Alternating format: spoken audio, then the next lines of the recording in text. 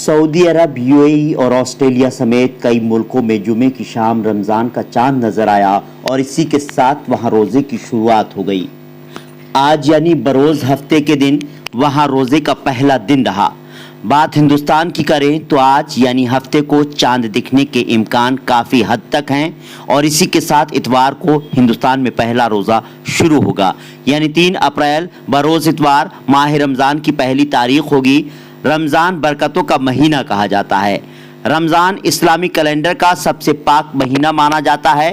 3 अप्रैल से शुरू होकर 2 मई को रोज़े पूरे होंगे और इसके अगले दिन ईद की नमाज के साथ एक दूसरे को गले लगाकर एक दूसरे से गिले शिकवे दूर कर खुशियां बांटेंगे सभी लोग। रमज़ान इस्लामिक कैलेंडर का 9वां महीना होता है। अब से 30 दिन तक मुस्लिम मुआशरे के लोग सूरज निकलने के बाद से सूरज डूबने तक रिज़्क का एक दाना भी नहीं लेते और ना ही पानी पीते हैं। इस दौरान अपने काम के साथ साथ नमाज पढ़ना, कुरान की तिलावत करना हर रोज़दार का रोज़ाना का शगल बन जाता है।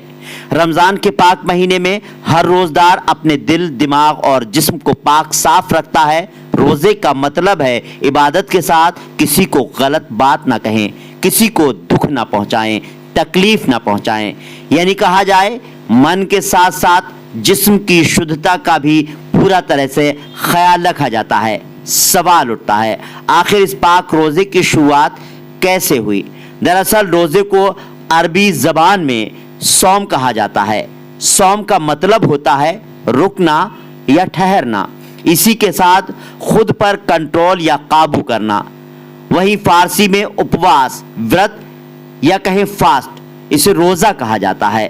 भारत में मुस्लिम कम्युनिटी पर फारसी का असर ज़्यादा है, जिस वजह से यहाँ सौम के लिए रोज़ा वर्ड का इस्तेमाल किया जाता है।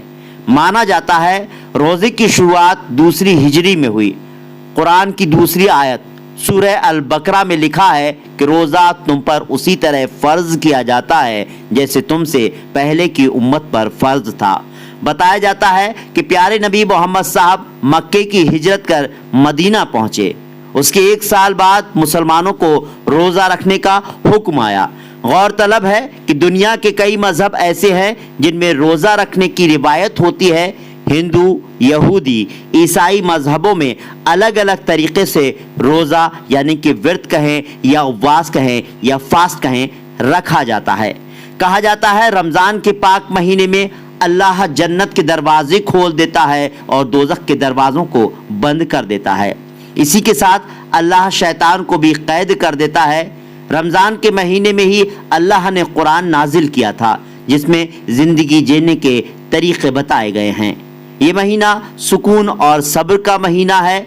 रमज़ान में अल्लाह की ख़ास रहमतें बरसती हैं। अगर इस्लाम मुआशरे से ताल्लुक़ रखने वाला शख्स रमज़ान के उसूलों का पालन करता है तो अल्लाह उसके पिछले सभी गुनाहों को माफ़ कर देता है। साथ ही इस महीने में की गई इबादत और अच्छे काम का 70 गुना सवाब रब्बुल आलमीन अता करता है।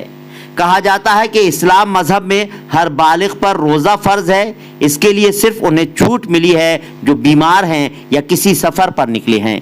इसके अलावा जो ख्वातीन प्रेग्नेंट होती हैं या फिर जिनके पीरियड्स चल रहे होते हैं उन्हें रोज़े से छूट दी गई है। वहीं बच्चों का भी रोज़ा रखना ज़रूरी नहीं है। हालांकि कहा जाता है कि लड़कियों के पीरियड्स के दौरान जितने भी रोज़े छूटे हैं वो उन्हें बाद में पूरे करने होते हैं।